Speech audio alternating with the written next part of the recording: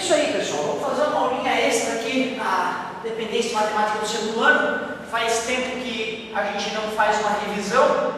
E a última matéria que nós estávamos trabalhando era justamente progressões geométricas.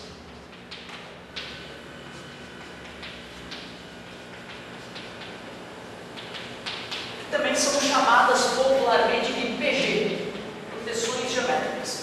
Elas são muito similares com as progressões aritméticas.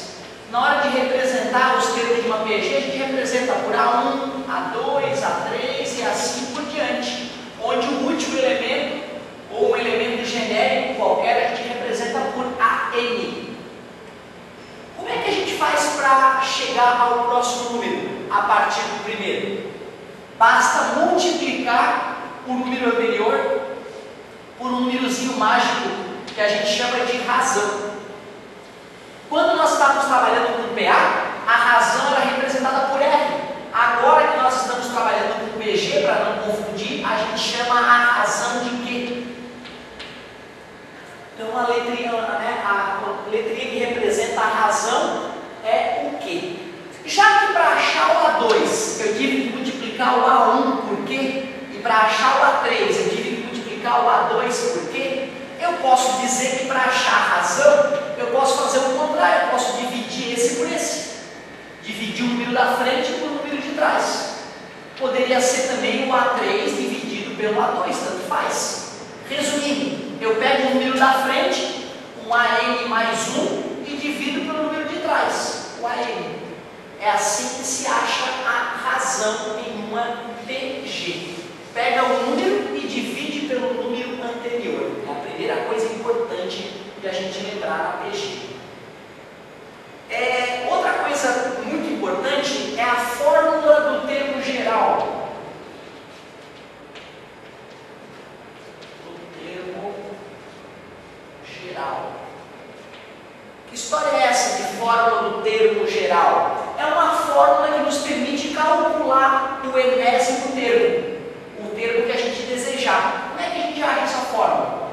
É o A1 multiplicado várias vezes pela razão. Mas agora olha que interessante. Se eu quero chegar no A3, eu só multiplico a razão 2 vezes. Se eu quero chegar no A2, eu multiplico a razão 1 vez. Se eu quero chegar no A5, eu vou usar 4 vezes a razão. Por isso que aqui vai ser Q elevado a N menos 1. Então, o menos 1 ali é justamente porque a gente precisa usar uma vez a menos a razão comparado com a posição do elemento que a gente quer achar. Aqui tem um segredinho importante. No vestibular, eles fornecem essa fórmula.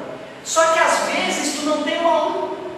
E aí o cara fica agoniado no vestibular. Na verdade, olha só o que dá para fazer no vestibular. Tirar o 1 e colocar K, uma outra letrinha. Tira o 1 e bota K. Pronto, agora a fórmula ficou mais poderosa. Então, se eu quiser partir do A3, eu posso, desde que ali seja 3. Então, essa fórmula é fornecida. E tu dá uma modificadinha bobinha nela, ela fica bem mais poderosa a fórmula. É uma dica importante do vestibular, saber modificar a fórmula da PG. Beleza? Então, a fórmula que eu forneço para vocês da PG, por enquanto, é aquela ali, a fórmula do termo geral. Outras duas coisas muito importantes de se saber sobre PG é como calcular a soma dos termos de uma PG.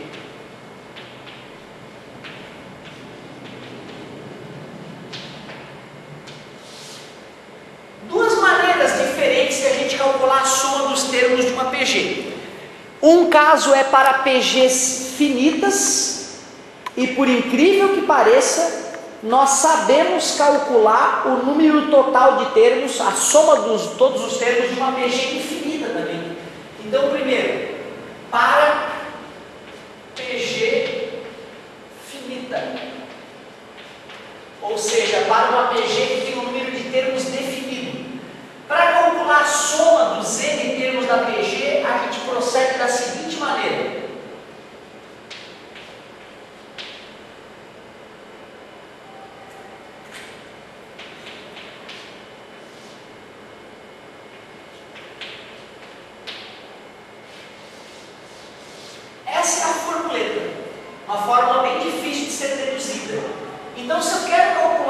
sobre os n primeiro termos de uma PG, eu pego o A1, o primeiro termo, pego o Q, que é a razão, e tenho que saber o N, que é o número de termos. Joga na formuleta com carinho, a gente vai conseguir calcular a soma dos termos.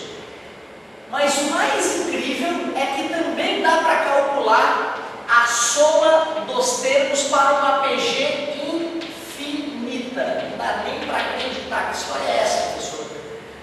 Bom, quando uma PG é infinita decrescente, por exemplo, vai dividindo o número por 2 sempre. 8, 4, 2, 1, 1 sobre 2, 1 sobre 4. Por incrível que pareça, mesmo que o cara passe a dividir para todo sempre o número, eu consigo calcular quanto é que vai ser a soma desses infinitos números. Olha que loucura. Para calcular a soma desses infinitos números, é mais fácil do que calcular a soma de uma PG infinita. Olha que absurdo.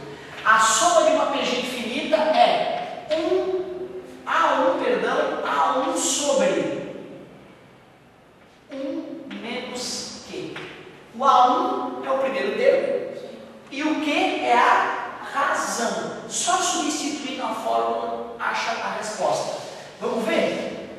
Só para esse exemplo que eu acabei de criar. O A1 é 8 e a razão é 4 dividido para 8. 4 dividido para 8 é 1 sobre 2 ou 0,5. Certo? É a razão. Então fica 1 menos 0,5.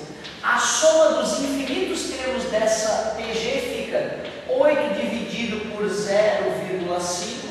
Dividir por 0,5 é o mesmo que multiplicar por 2. 16. Por incrível que pareça, se tu somar todos os infinitos números dessa PG, não pode dar diferente de 16. Certo? Então é um exemplozinho de uma PG infinita.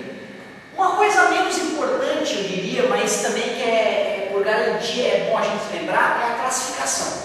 Quando era PA, ou a PA era crescente, ou era decrescente, ou era constante. PA constante, a razão é 0, quando tu soma 0. Aí não muda nunca o número, né? Fica 2, 2, 2, 2, não tem graça. PA é crescente, a razão é maior que 1. Certo? Perdão, a razão é maior que 0. Mesmo que seja 0,1, a razão, quando tu somar, vai começar a crescer. E PA decrescente, razão negativa, menor que 0. Agora é diferente, agora a PG ela tem mais classificações. Então, rapidinho aqui para a gente passar exercícios. Classificação PG. Ela pode ser crescente, decrescente, ela pode ser constante, até aí nada de novo, mas ela também pode ser oscilante. O que é uma PG crescente? É aquela que os números crescem. Se os números estão crescendo, é porque eu estou multiplicando os números por um número maior que 1, certo? Considerando que o primeiro termo seja maior que 1 também. Então, vamos supor que seja 5 o primeiro termo. Se eu multiplicar por 2 dá 10, multiplicar por 2 dá 20, depois 40 e assim por diante, está crescendo. PG, decrescente. Eu, para decrescer, tenho que multiplicar por um número entre 0 e 1. Que multiplicar, por exemplo, por 0,5 é dividir por 2, como a gente acabou de ver. Então, se eu uso no lugar da razão 0,8, por exemplo, cada vez que eu multiplicar por 0,8 vai diminuir o resultado. Fica uma PG decrescente. PG constante é quando eu uso a razão igual a 1. Multiplicar por 1 não fede nem cheira, né? Então multiplica por 1, continua dando igual, uma PG idiota. E a oscilante, o que é? É quando a razão é negativa. Porque quando multiplica por um número negativo, se era positivo vai dar negativo. Se era negativo, então vai ficar trocando o sinal. Então quando multiplica por um número negativo, hora dá positivo, hora dá negativo. Hora dá positivo, hora dá negativo. Os valores estão oscilando. Nome justo, né? PG oscilante.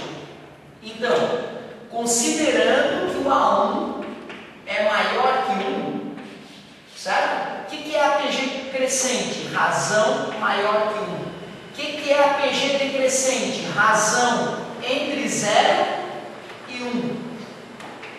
PG com constante, a razão é igual a 1. E PG oscilante, a razão é menor que 0. ela pode oscilar. Isso é uma coisa que geralmente eu não cobro na provinha, porque é um detalhezinho, né? Mas eu ia me sentir mal se não tivesse citado isso, pelo menos. E eu diria que para encerrar nossa revisão, um último detalhe importante de ser comentado é a propriedade ou as propriedades das PGs. Vamos dar uma olhadinha nessa propriedade para fazer exercícios bem parecidos com o da prova.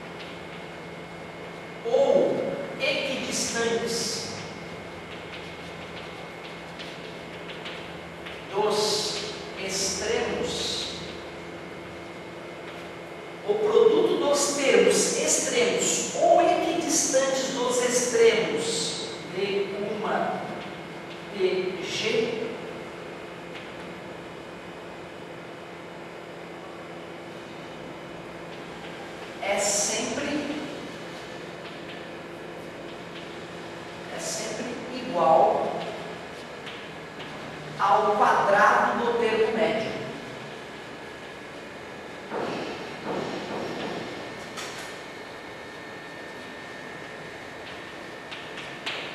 Esta é a propriedade. O produto dos termos extremos ou equidistantes dos extremos de uma PG é sempre igual ao quadrado do termo médio. E foi o que eu te mostrei, né, nessa brincadeirinha aqui. Certo? Vamos fazer agora, vou passar alguns exercícios, né, para tu arriscar. À medida que tu for tendo dificuldade, eu vou te dando uma forcinha. Vamos que vamos.